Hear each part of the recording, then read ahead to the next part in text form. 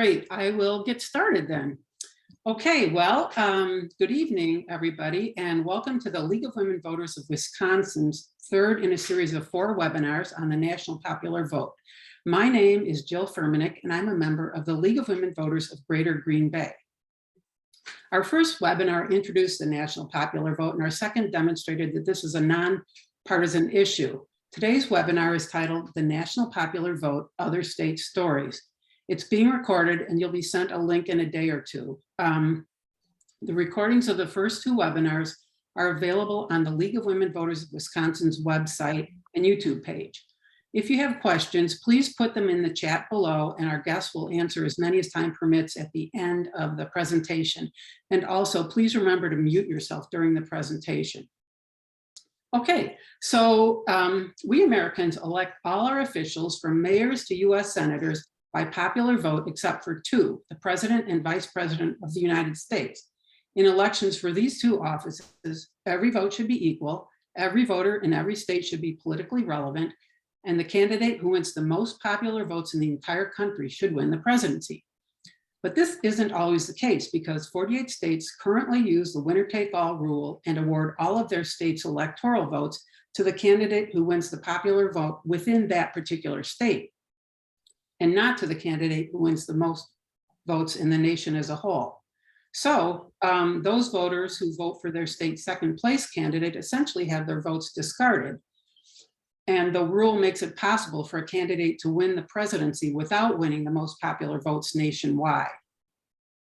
As we learned in our previous 2 webinars, a solution to this problem is a direct election of the president through the National Popular Vote Interstate Compact. And the League of Women Voters, along with many other organizations and citizens, supports the direct election of the president by popular vote, including the National Popular Vote Interstate Compact, and has included this in the league-wide Making Democracy Work campaign. The compact is an agreement between the states that each state will award all of their electoral votes to whichever presidential candidate wins the overall popular vote nationwide. It won't abolish the Electoral College, but will guarantee that the winner of the Electoral College vote and the popular vote are the same. So the compact ensures that every vote in every state will matter in every presidential election. The compact will go into effect when states representing at least 270 Electoral College votes adopt the legislation. Currently, 15 states in the District of Columbia have adopted legislation to join the compact, and they represent together 195 electoral votes. So the compact will take effect when enacted by states with 75 additional electoral votes. We're very fortunate to have our 2 speakers this evening, Kathleen Crampton and Elizabeth Donley. They will be presenting stories of their work on the National Popular Vote Interstate Compact in their respective states. Kathleen is from Florida, which, like Wisconsin, has not yet passed the legislation, so her story may have parallels to our current efforts here in Wisconsin. Elizabeth lives in Oregon, which passed the National Popular Vote bill in 2019, and we are eager to hear both their stories. Kathleen is a member of the League of Women Voters of Palm Beach County and the League of Women Voters of Florida. She spearheaded the Florida League's National Popular Vote activities for several years and was a leader in bringing NPV, along with the abolishment of the Electoral College, to the forefront at the US League's National Convention this year, making it a specifically highlighted item in the Making Democracy Work campaign. Her league work led her to co-found and share the organization Floridians for National Popular Vote. Kathleen had a career as a senior executive with experience across the healthcare sector. She holds a BA in American History from Boston University and an MPH in Public Health from Harvard, as well as an MBA in Finance from George Washington University. Elizabeth is English Department Chair and a tenured professor at Clark College in Vancouver, Washington. She holds a BA in Political Science from DePaul University and an MFA and MA in Writing and Literature from Chapman University. In 2016, she co-founded and became co-director of National Popular Vote Oregon, a grassroots group aimed at passing the National Popular Vote bill in Oregon. Coordinating efforts with Common Cause, League of Women Voters, the National NPV organization, and a committed group of volunteers, she helped pass the NPV bill in 2019. Elizabeth grew up here in the Midwest in Oak Park, Illinois, and currently lives in Portland, Oregon. Please join me in welcoming Kathleen and Elizabeth. And Kathleen is going to tell her story first. So Kathleen, the floor is yours, and thank you for being here. Well, thank you all for having me. I want to start by saying that I wouldn't be here if it weren't for Barbara Patrick and the amazing job that she has done in Wisconsin. She's laughing because I think I finally pronounced her name the right way.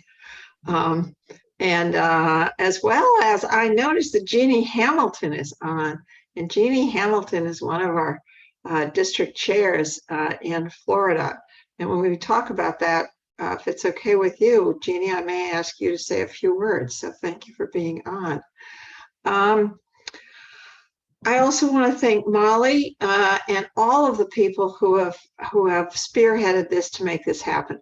You have no idea how important it is for those of us both in Florida as well as working at the national level to see the growth and the understanding of what we think is something that could really change our politics in the United States. But that's not what I'm going to talk about today. First thing I'm going to do is bring up my screen, and we're hoping this is going to work. Can everybody see it? And I just want to make sure I can get page up and page down. Well, I don't seem to have that working yet. Wait a minute, let's see what I'm not doing correctly. Whoops, oh, it slipped, there we go.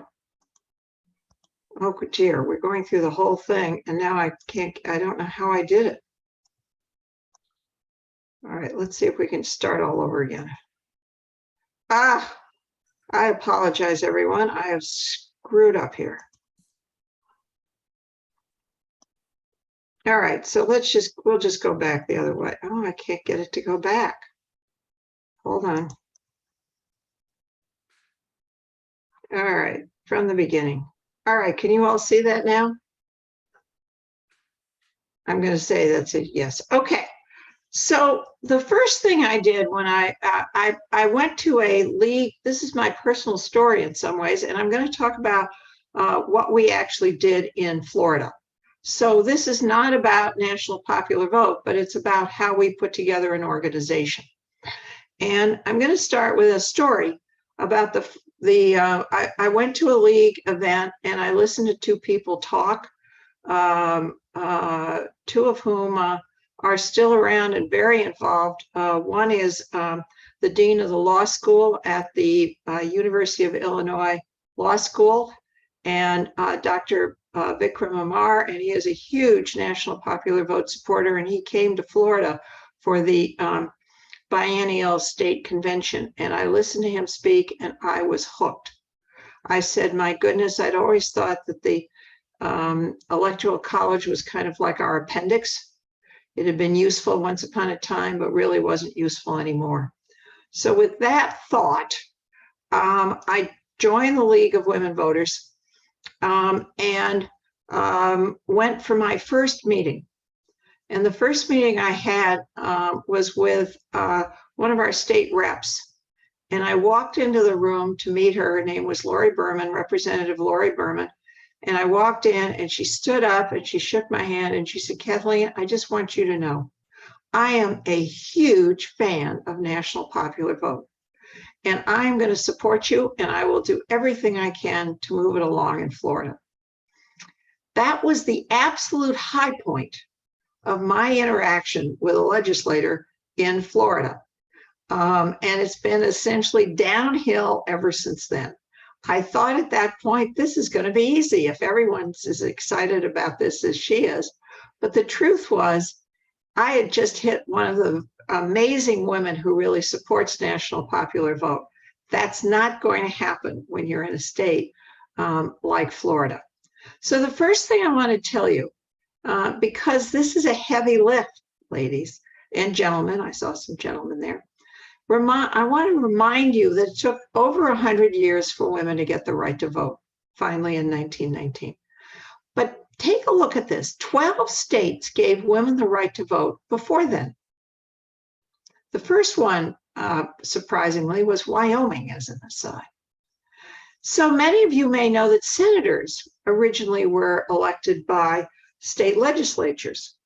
And that was an absolute disaster because, big surprise, the senators couldn't agree on anything. And so 29 states, as you can see in my notes here, elected senators by popular vote before it was actually passed in the 17th Amendment in 1933. 29 states had already moved towards electing by popular vote. That's very important when we consider how it is that this story might play out. And I'm sorry to report the ERA has still not passed.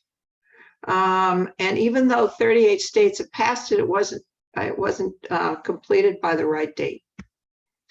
So let's take a look at the facts. This is not a happy picture. This is taken from, I think this is 2002, and I'm comparing Wisconsin and Florida, the Senate and the House. And they're both very bleak pictures. As you can see, Republicans dominate in Wisconsin, but Republicans dominate in Florida as well. Take a look at, in particular, the House. They have almost twice as many Republicans as Democrats. So this is a hard sell. This is not easy. And I'm going to give you at the end of it some good news on this front, which is something you may want to use going forward. So what did we do? So we put together a very small group. There were 4 of us. You've already got a large group, and many of them are on this call. So what we did was we actually forced ourselves to agree upon what our goal was. And we were very clear. I'm going to talk more about that. Then we wanted to focus on our objectives. We didn't want to get caught up in a lot of other language, which we'll talk about too. We wanted to create our own organization or structure, both within the league and outside of the league. And we wanted to expand the number of volunteers and supporters. And I want to stress that there is a difference between a volunteer and a supporter. And last but not least, develop partnerships. And even though we still have not been successful, we have created a pretty strong organization, which we'll talk a little bit more about. So what was our goal? The thing about National Popular Vote, and really among the reasons I like it so much as a way for me to fulfill my commitment to trying to make life better in the United States and leave something for my grandchildren, is to get National Popular Vote passed in Florida. Now, we'd hope we do that by 2024. I think maybe it's more realistic to think about that now for 2028, but we are still committed to doing that, and day in and day out, we do that. And what we really do is we persuade legislatures in the House and Senate to file bills. That is the key. Let me go back for just 1 minute. Look at these numbers. In Florida, you have to deal basically with 160 people. And in Wisconsin, I'm going to say you have to deal with 127 people. That is a whole lot easier than dealing with, at least in Florida, the about 12 million people vote in an election. I don't know what that number is for Wisconsin, but it's going to be pretty large. 12 million people, it is very complicated and difficult to explain something to them about the Electoral College, since most of them were asleep in the 8th grade when they did the unit on the Electoral College. And if that isn't enough, you then have to explain what winner take all is about and how it works. This is, by the way, a very conservative approach, something which those in red ought to appreciate because it is based in the state.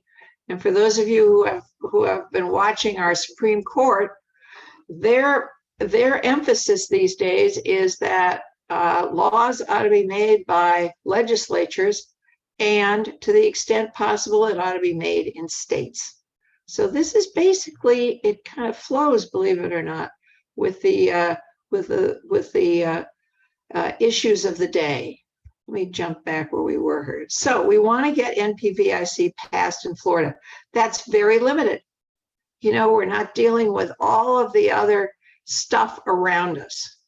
Very focused on those particular legislators. Now, you're going to see, it turns out, in order to communicate to those guys and ladies, you've got to do it by bringing what I call the influential people along with you. And in particular, although I don't say it in here, those who give money to those in Florida, 120, and what did I say, 127 in Florida, in Wisconsin. Get hearings scheduled and get bills passed. And in some states, and I can't remember Wisconsin, just for disclosure, I lived in Wisconsin for a while and actually ran the Medicaid program for MHS. Some of you may be familiar with it. Anyway, and then you have to get, I can't remember in Wisconsin how many times the bills have to get passed, but I know, for example, in Maine, it has to get passed 3 times in both houses, so, or in both chambers. So that oftentimes can make things more complicated, as the folks in Maine would be happy to tell you. So what do? We meet with legislators and staff in districts or at the State House. We hold informational luncheons for legislators. We send emails, we send newsletters. We communicate in any way that we possibly can. And I'm going to stop for a minute and close my door because I hear noise coming from another part of the house. Excuse me.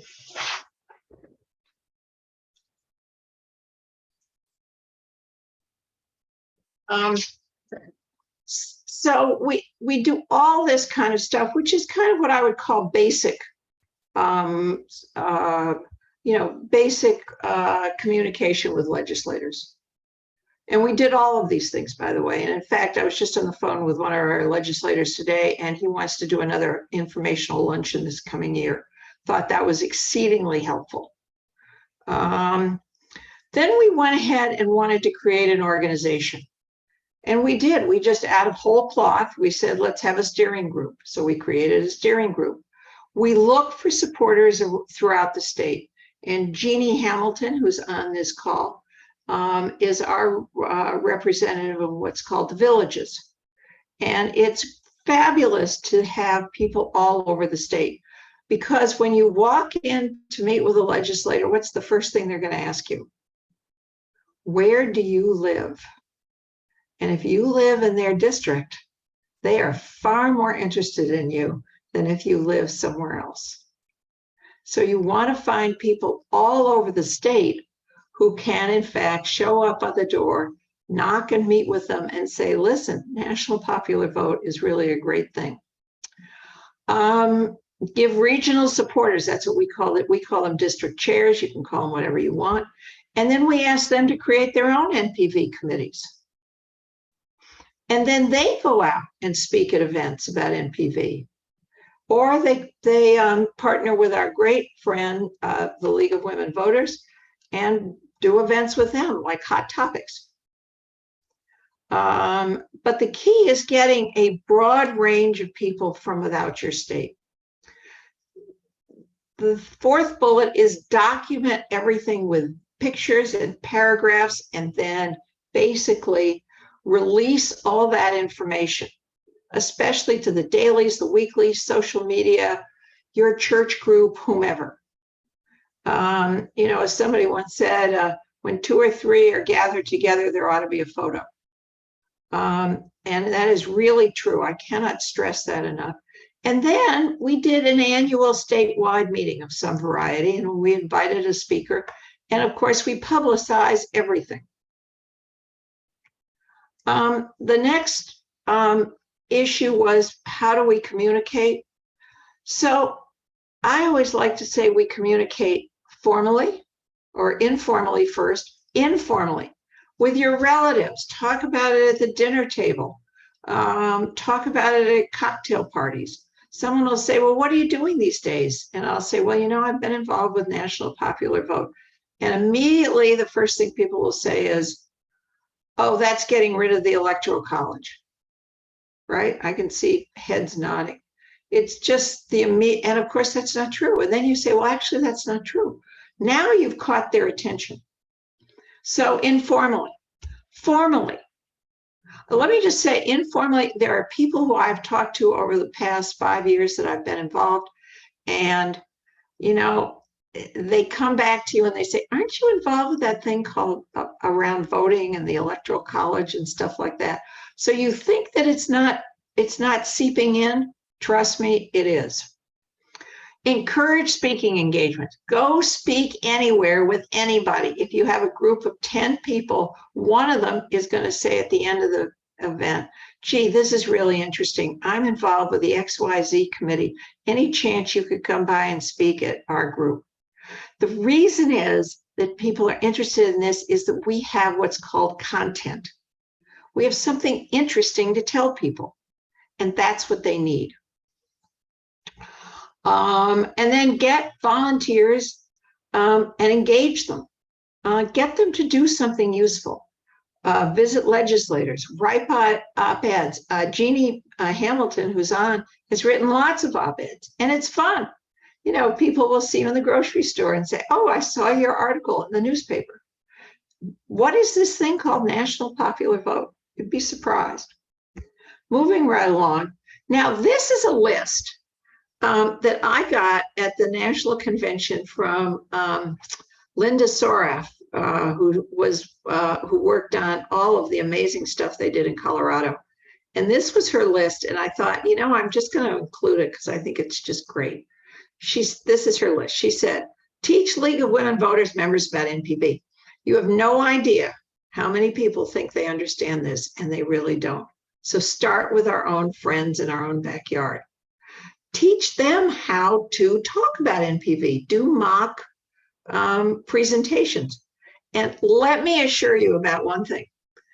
People will always say, well, I don't know all the answers to all the questions. And I'm like, don't worry. Everybody in your audience knows less than you do. They're going to think you're a genius that you know even this amount. So, you know, make sure that you, you know, the only way to learn this stuff is you go out and you talk about it. And if somebody asks you a question that you can't answer, say, you know, let me take your name and your email address, and I'll send you the answer, you know, next week or whenever. Create partnerships. We have a bunch. They are hugely valuable. The ones we have are Common Cause, obviously the League of Women Voters, with another organization in Illinois, and then a group called Conservatives for National Popular Vote. Very small group, I'm sorry to report. Some of the rest of this, you've seen this. Be organized. Social media, email lists, toolkits, regular meetings, constant outreach effort, talks, libraries, marches. You can see all the rest of this here. So let's talk about where we are. Perhaps you all know this, but I want to just review it with you. Kathleen? Yes. We've got just a couple of more minutes. So okay, I'm almost finished. Yeah. The key here is that there are a bunch of other states, and they are Arizona, Nevada, Virginia, North Carolina, Arizona, Oklahoma, Michigan, Minnesota, who are all on the cusp of passing National Popular Vote. And one of the things that people can do is they can get and be on a phone bank and call into other states. And that's very important because, listen to this, we only need another 75 electoral votes. This National Popular Vote could get implemented and your state legislators wouldn't be participating. That's something that I say all the time to conservative legislators. They say, oh, I don't need to know about this. It's never going to pass here. And I say, yep, you're right. It is probably not going to pass here in Florida, but it doesn't make any difference because it's going to go into effect. And you guys aren't going to be playing the game. And I got to tell you, that gets their attention. Now, all of a sudden, they think they better pay attention. Moving right along, just to remind you, the League of Women Voters, this is the statement, supports the use of the National Popular Vote Compact as one acceptable way to achieve the goal until the abolition of the Electoral College is accomplished. Got it? And moving right along, where are we today? We filed bills for the last 7 years. We have yet to get one hearing. We have a steering committee of 12. They meet every other week. We have district chairs. There are 20 of them throughout the state of Florida. We have a mailing list of over 1,000, and really a strong group of supporters of about 30 or 40. But many of our mailing list, if we send something out to them saying, please call Representative so-and-so, they will do that. We publish a monthly newsletter, 2 newsletters, something called In the News and the NPV Update, and then we hold special focus every year. Whoops, going the wrong way. I want to say thank you for your time, and I know we're going to do questions at the end, and I look forward to hearing your questions. So thank you very much. Well, thank you very much, Kathleen. That was really interesting and informative. And so now we'll hear from Elizabeth on how she helped to get the NPV bill passed in Oregon. So Elizabeth? Hi, thank you. Yeah, I'm gonna set up my PowerPoint as well. Can everybody hear me and can everyone see my the screen okay? All right, so I am Elizabeth Donley. I was one of the co-leads for the National Popular Vote Oregon group. We weren't an official organization, but we were certainly a very well-organized group.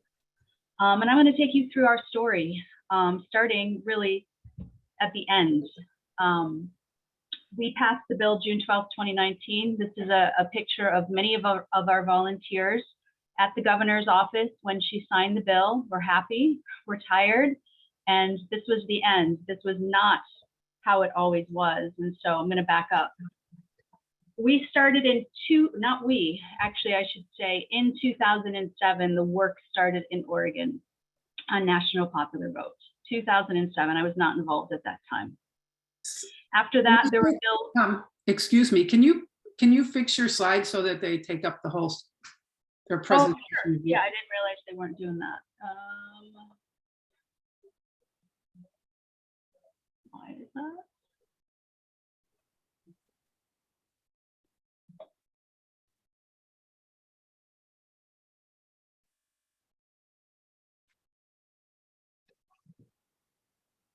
Let me start over. I'm not sure what happened there. Because I think. I mean, we see. Oops. It's still small on your end, right? Yeah.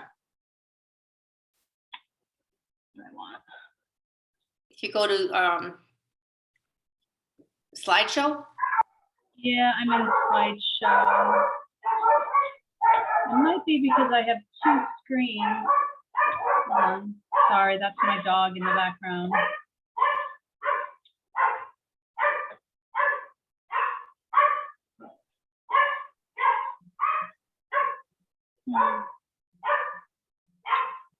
I'm gonna just close out and open it again.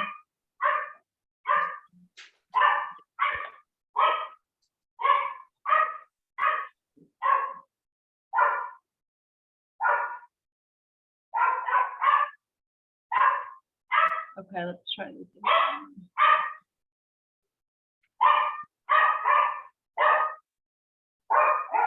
Nope, it's doing the same thing, and I don't know why. Well, well,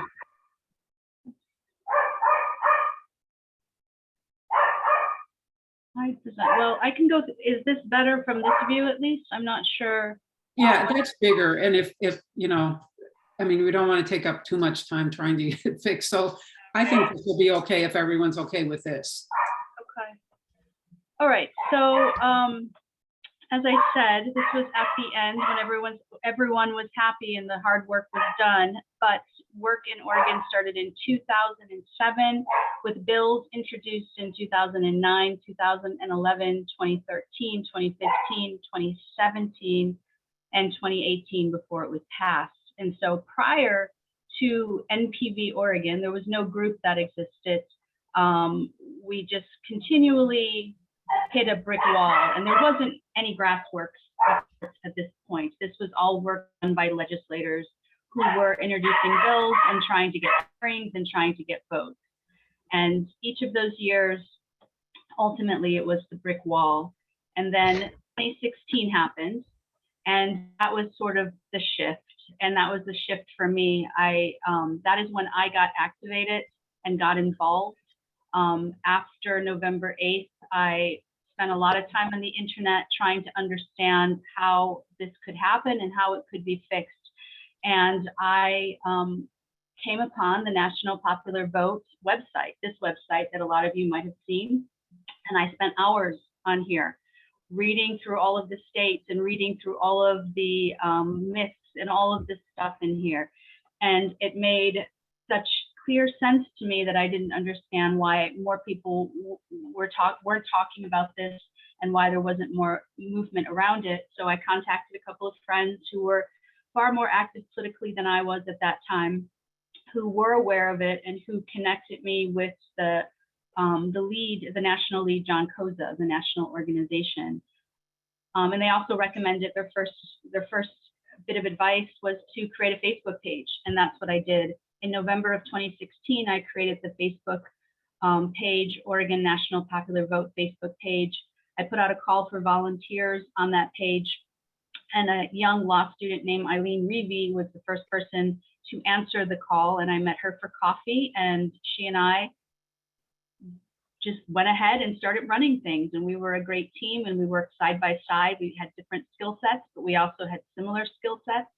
And we just kind of were a two-woman reckoning team with the whole thing. And our Facebook page currently is not really in use anymore, but at its peak, we were about 1,500 followers. It's still there live on Facebook if anyone is interested. We used it quite a bit, and I'll show you later some of our strategies. But after Eileen and I became involved, this is what happened: 2017, 2018, 2019. So that first year, there were 5 NPV bills that were introduced by various legislators. One of them passed the House 3423 and was heard for the first time ever by Senate rules, first time ever. And we felt pretty good about that. 2018 in Oregon is a short session. It's only 35 days. A bill was introduced to be put on the ballot, to put NPV on the ballot to be voted for by the people. That had never happened before. Since then, it has happened in Colorado, and the people voted to pass it. But at the time, it was very, very unpopular by the national organization. And we spoke against it. The League spoke against it. Common Cause spoke against it. And the national group spoke against it. And it did not pass. And that's what we wanted. In 2019, we had 3 bills introduced to pre-session. SB 870 was then introduced by 41 legislators in February, and that is the bill that was passed. So I'm going to kind of take you through what we did to make this happen. And I would very much say that the reason it happened is because of the grassroots volunteers, the people that were really knee deep in this. So in 2017, this is the first year we had grassroots. We had that bill passed or introduced both in the Senate and the House. And so one of the very first things we did in March, Eileen and I held an educational forum in Portland, Oregon. It was a full house. John Koza came, the big guy from San Francisco. He spoke, and we started getting the word out, and there was a lot of energy. Again, this is right after the 2016 election. So there was a lot of people activated at this point. At that educational forum, we collected names, and that's really where we tapped into our volunteer corps. And many of our most active members of the group came from that first event. And from there, we had a series of outreach efforts and calls to action throughout the legislative session that were very strategic and organized. We did things like postcard parties. Not that we hosted them all, we hosted some of them, but we encouraged other people to do that. A lot of letters to the editor. As Kathleen mentioned, those can be great ways to get the word out. Targeted campaigns to get constituents to contact their individual legislators to express support for the bill and to demand the Senate Rules Committee to hold a hearing. And that was the big one for us. We needed that hearing. We did local radio appearances. We also did several educational forums in other areas of the state. And by we, I'm not saying Eileen and I, this was done by other grassroots volunteers. We had a lot of these in the red areas. They weren't super well attended, but we did them, and people did attend. A lot of coordination with the supporting groups, the League, Common Cause, Daily Cause, and state legislators. The relationships with the state legislators was really important. The Democratic Party of Oregon, there was coordination with them and with 25 counties who passed resolutions asking the legislature to support the bill. And that was really targeted work. We reached out to each of those counties to get this in writing. The Facebook presence was constant posting, calls to action, and also calls to action on email. We had an email list, a Google group. Active presence at legislator town halls. Anytime someone had a town hall, we had people there asking questions and being really annoying, to be honest. Active presence in the state capitol, especially at the Senate hearing, that very first ever. And then supporters submitted written testimony, a ton of written testimony, and people showed up to speak. A lot of work, and ultimately, once again, we hit a brick wall. Things failed. Next year, 2018 is that short session, and there was a rethinking of our approach, and this was pretty controversial. This is an actual ad that was paid for by the National Popular Vote organization. They really wanted to target this one state senator who really was responsible for holding up the bill every single year going back to 2007. He is a Democrat, and he really had no good reason to block this bill, but he was the Senate president and he had the power to block it. So the national organization put a lot of money around this campaign. It was called Enough Courtney. There was a website, and that is when someone in the legislature passed or dropped the bill for the ballot measure, thinking that that would make us happy, and it didn't. It did not do its job. And it was a really interesting approach because it did start to divide our group a little bit because there were people in our group who thought it was too aggressive. But I will stand behind that campaign because what we saw was the next year, the brick wall was starting to crumble. Senator Courtney actually allowed that year in the short session, the Senate to vote on, in the following year, to vote on the clean and no ballot measure bill. There was another senator who was also a problem, kept the option for a committee vote open. And we also, and this was also our group, our grassroots group, found one of our fellow grassroots volunteers who lived in Senator Courtney's district to run against him, the first primary challenger since he took office in 1999. We didn't expect her to win, and she didn't, but he was flustered and she put up an excellent race, and it really did something. Still, the bill was blocked by the end of the 35 days with no committee vote, but the efforts were not forgotten. And again, this campaign, kind of controversial, a little bit of division in our group, I should say definite division in our group, but it made a difference. And I think in some of these states where the same old isn't going anywhere, that you really have to think out of the box and think what you can do differently. So the big year was, so post short session 2018, and then the full legislative session 2019, really what we did was a lot of the same and a lot of new. So the Democratic Party of Oregon's 2018 platform had a plank supporting electing president by national popular vote. That was something we were pushing. Joyce Judy was the person who was running against Courtney, so that was happening, and again, making MPV central to her campaign. We had also, at the same time this is all going on, we have a couple of states passing NPV bills, Connecticut and then Colorado a little bit later, so you have that energy. We had new organizations coming out of the woodwork, getting behind this, making every vote count was one of those, advocating for MPV, contacting us, wanting to know what they could do to help us. We have the Republican candidate who's running against Senator Courtney, comes out in support of MPV. So he also had a candidate, a Republican running against him, and he had a Democratic primary challenger. And then MPV Oregon throws support behind all pro-MPV candidates in Oregon, Republican or Democrat is something we did. It is a bipartisan issue. I heard that there was a webinar on that before, and I do think that's an important way to go with this to get those Republican votes. Our freshman senator at the time, who is now Secretary of State, actually voted against Senator Courtney as Senate president, so he is feeling the pressure on a lot of different sides. And then we have this NPV bill that drops with 40 sponsors.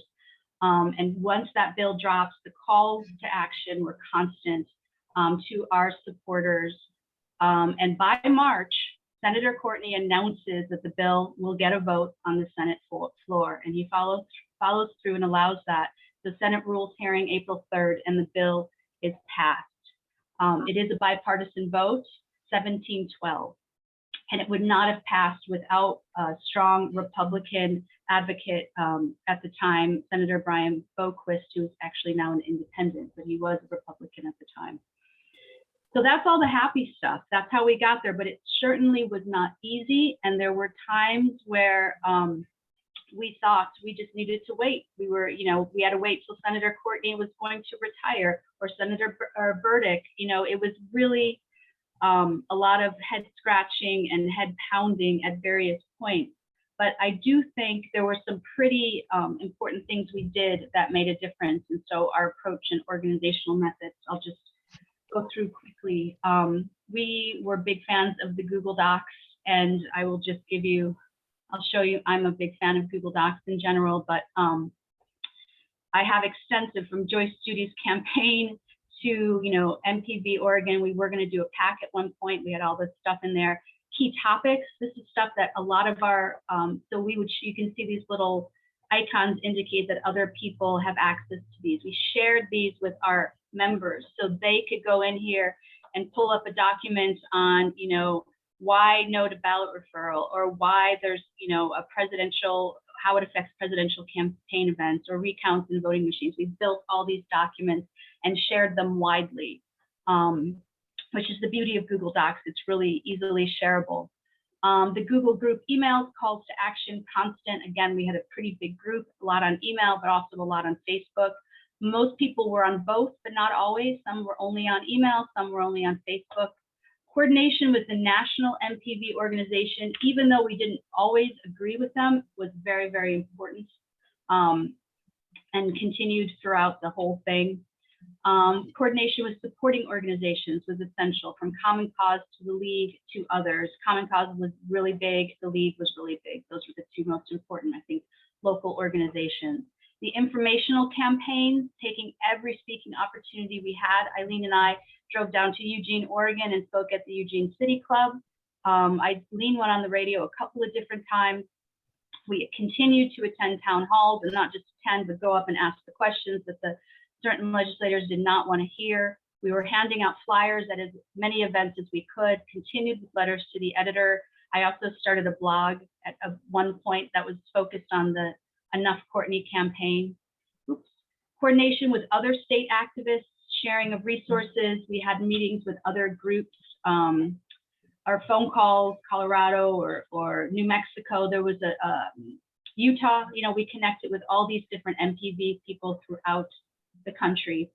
We also got to go to a seminar in San Francisco where we met a lot of different people, which was wonderful.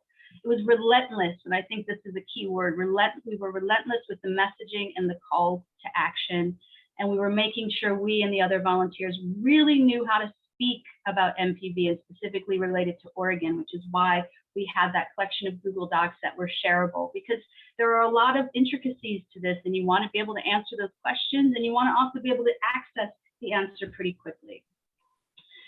So I have just a few examples of some of the things we created. I already showed you the Google Doc drive. There's way more to it, but there's a screenshot of that. We created various, short little flyers. This was a 4-page. We cut it into 4 pieces, easily pass it out. Just some of the, what it is this constitutional? Some of the FAQs, the frequently asked questions. We created longer ones, there's various variations of a document like this. This was a pledge we would send to to the senators, asking them to sign this and pledge their support for the bill and sign it, like, don't just tell it verbally, we want to see it in writing. What else do we have here? More quick and easy calls to action, lots of links to direct them to sample scripts. So when we asked people to call their legislators, we gave them sample scripts, which is, we're seeing that more and more with indivisible actions. And then when we did speak at various things, we really tried to make it about Oregon. So here's something that, I can't remember where we found this, but then really highlighting where Oregon fell in the whole scheme of things. And here's another one like that. again, because this was all about Oregon, so we really wanted to make people see how this affected Oregon. And then, of course, endorsements, I've mentioned these a few times, you know, the League and Common Cause, but many, many others, 25 Oregon Democratic County organizations, of course, the DPO of Oregon, NAACP, the ACLU, the League, the Bus Project, which is a pretty big organization for us too, Project Vote, North Civic Star Foundation, Oregon Now, Asian American Action Fund, Brennan Center for Justice, Defenders of Wildlife Action Fund. You might think, why them? Why not them? Jewish Alliance for Law and Social Action, National Black Caucus, National Institute for Latino Policy, National Latino Congreso, Sierra Club, and Fair Vote. So a lot of endorsements and support, and you know, this is information we would share. This is information we would share with legislators and supporters and Facebook and all that kind of good stuff. So relentless, nonstop digging in as much as we possibly could. And that is what I think got us to where we got. I really think had we not pushed as hard as we did, had we been a little bit nicer, we would still be working on this.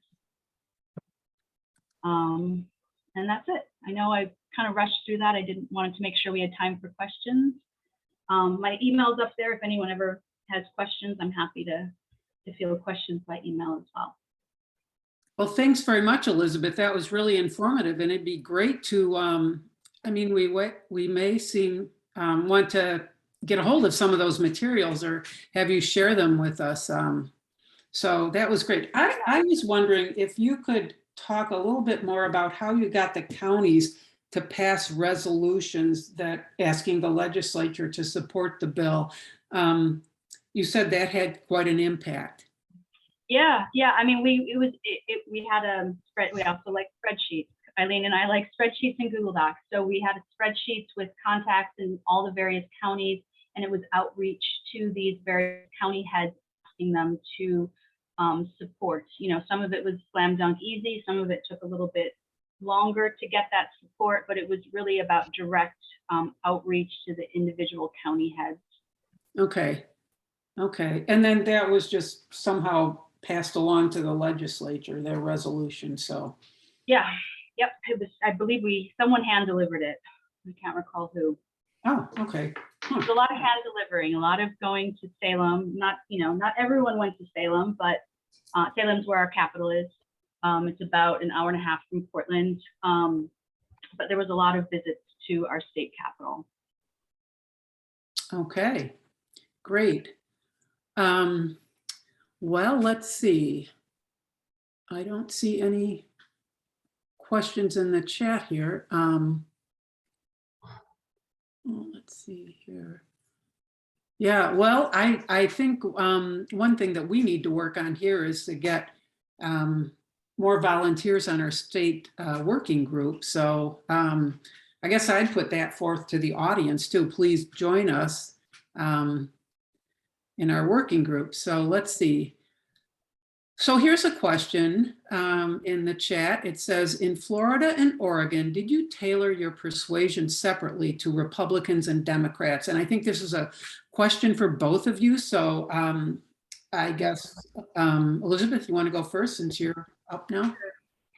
Yeah, well, for one thing, all of our materials take a bipartisan stance.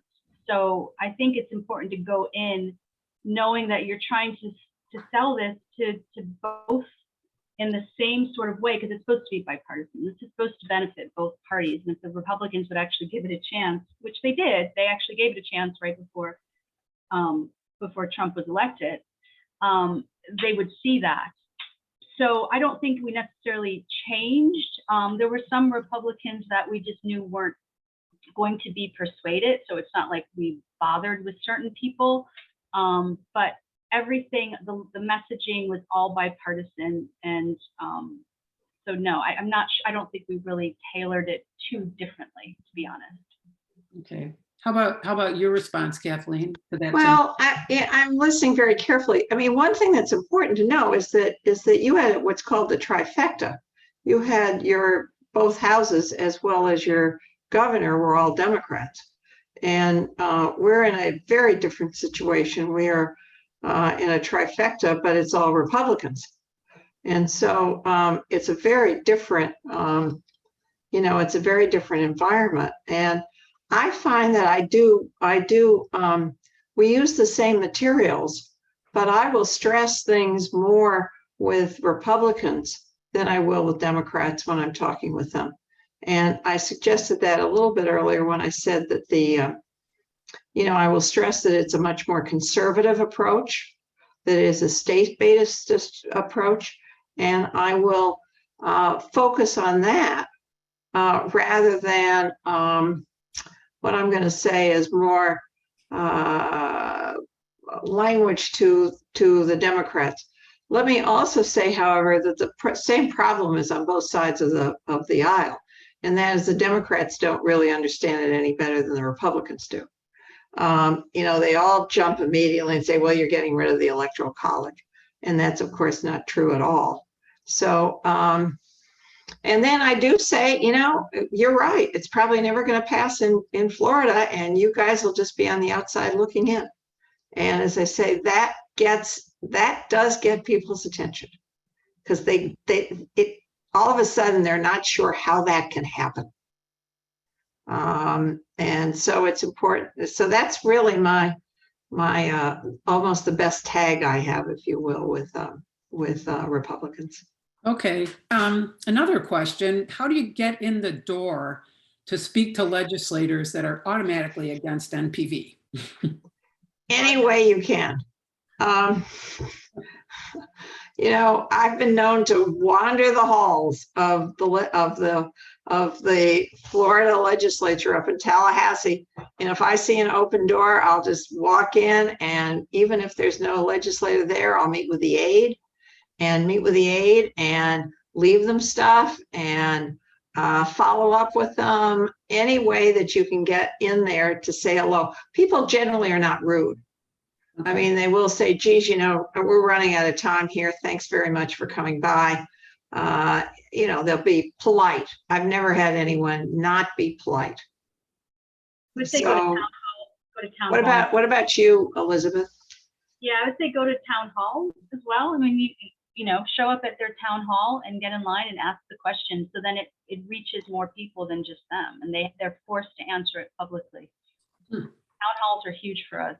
That's a good idea. Yeah. Huh. So which states are most on the cusp right now? This is something I think you should be aware of, and then, yeah. Elizabeth, you want to take it or you want me to? Yeah, you can go for it. I mean, go for it. Yeah. Okay. Nevada is the key one, where it was passed by two houses and was ultimately not signed by the governor, mostly because the casino owners were worried that if it weren't a battleground state, none of the politicians would come there, and they wouldn't fill their beds or their casino tables. So it had nothing to do with politics, which, by the way, be very careful. There are a lot of other issues out there that will raise their ugly little head that have nothing to do with national popular vote. Anyway, Nevada, Arizona, Maine, Michigan, Minnesota. Did I say Virginia? There are about enough, and I think altogether there are about 125 electoral votes, so we don't even need all of them. But they're ripe, but they're by no means slam dunks. Okay. And then when you say contacting other states, you mean contacting, what we can do, like in Wisconsin and to contact other states, who exactly would we contact? Yeah, very good question. Elizabeth referred to her partner in crime, Eileen Reevy, who now works for John Koza, who she also referred to. One of the smartest things John ever did was to hire Eileen, and she actually runs a monthly meeting, which Barbara sits on, and maybe others do from your state. And she will actually say, listen, this happened last year with Virginia, year before last, excuse me, with Virginia, where it looked like it was going to pass. And, you know, some of us, myself included, got on the phones and made phone calls. So she's the kind of key person who will connect the states and tell you who to call and what's needed, et cetera, et cetera. Okay, so contact Eileen about that. Also get on Facebook. A lot of the states have Facebook pages for MPV. That's how we connected with New Mexico and Utah. I mean, Utah actually had some active people, believe it or not. Colorado, Connecticut, they were a big connection for us, Connecticut, because they passed right before us. And they shared materials with us. They all have Facebook pages. All of them do. Okay, we have two questions here. For people who may be relatively new to the topic, could you just explain how, briefly, how NPV is different from eliminating the Electoral College?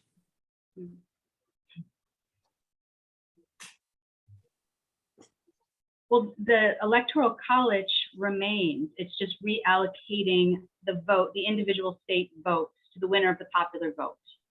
Mm-hmm. So to eliminate the Electoral College is a very complex process that has almost happened in the past, believe it or not, for a very long time, and it's unlikely to happen anytime in the near future. So this is a very constitutional way of just reallocating the way states allocate their votes, which has been done in history before. This isn't new. I mean, it's new to allocate them in this way, but it's not something that's essentially, it's not radical. It's really not radical.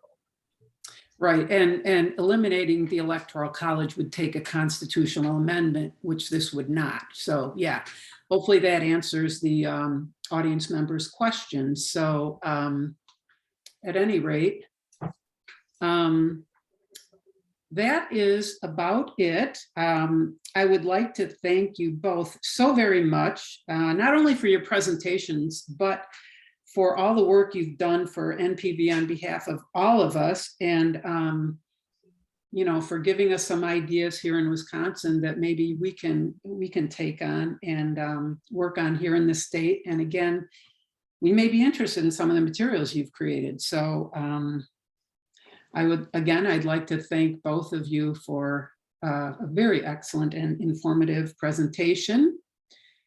And yeah, maybe I can just jump in really quick before we lose people. First of all, I want to thank Elizabeth and Kathleen too. This is a great presentation. I really appreciate you both giving your time, and you both put so much effort, we can tell, and you've given us great ideas. But I want to jump in because we have a working group on National Popular Vote with the Wisconsin League of Women Voters. We would love more people to work on it with us. Uh-oh, I don't know what just happened, but I hope you can see me. If you would like to, one way you can contact us, we have a email. It's National Popular Vote. I'm sorry, it's NPV, Wisconsin. Wisconsin's written out at LWVWI.org. So it's at the State League domain, but it's NPV, Wisconsin written out at the state. So you can even call the league office if you want in Wisconsin, but we want more people. We want to expand our group, our working group, which is like what I believe Elizabeth and Kathleen talked about as a steering committee. So please do that. Sorry to jump in, Jill. I just wanted to get that little plug in. oh no, that's fine. Thank you very much for making viewers aware of that. So and Molly just put it in the chat so you can see what the email address is. And I check that periodically, and I will contact you if you're interested. And you can do as little or as much as you want, but boy, you can tell I'm invigorated by listening to our speakers. So yeah. Let's hope we get some more people. We've had a really dedicated group for the last 3 years, and Jill's one of our newer members, and you can see she's into it. So please join us. Yeah. Yeah, and I learned a lot tonight on different ideas and things we could tackle. So again, thanks to our speakers. And I would like to remind everybody that our fourth and final webinar will take place on Wednesday, September 14th, also at 6:30. And it will be the National Popular Vote, Getting It Done in Wisconsin. So, you know, we're going to try and carry it on here.